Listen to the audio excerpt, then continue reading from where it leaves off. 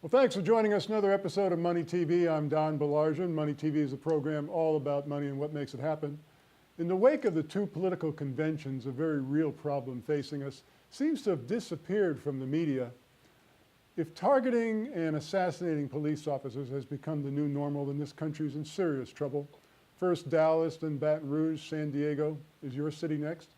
At the Dallas Memorial for the Fallen Police Officers, former President George W. Bush made a very eloquent and heartfelt statement when he said that most of us can imagine when faced with the situation that we would put our own lives at risk to save a spouse or a child.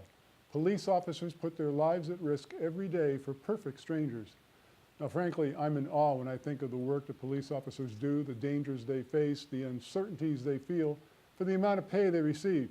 I couldn't imagine doing that job myself, but I am so thankful there are people willing to do it.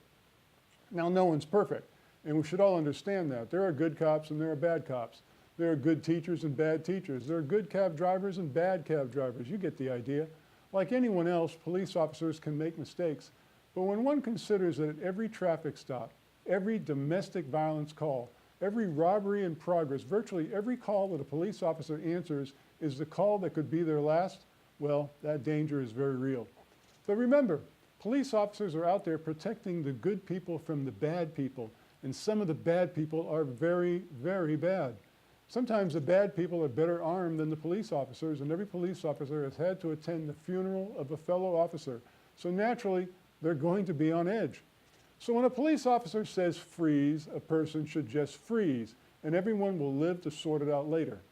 Try to move aggressively towards the officer, try to grab his or her gun or pull a gun yourself. It's not going to end well.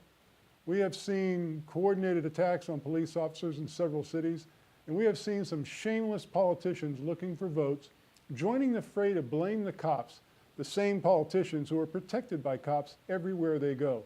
It is the very definition of hypocrisy. The left has promulgated and encouraged a war on police officers. Cops are responding to calls knowing they may well be targets. It's an untenable situation. But Dallas Police Chief David Brown had a brilliant solution, in my opinion, when he said to the protesters, "We're hiring. Get out of that protest line and put on an application. We'll put you in your neighborhood and help you resolve some of those problems." I'll be interested to see if anyone actually takes him up on that.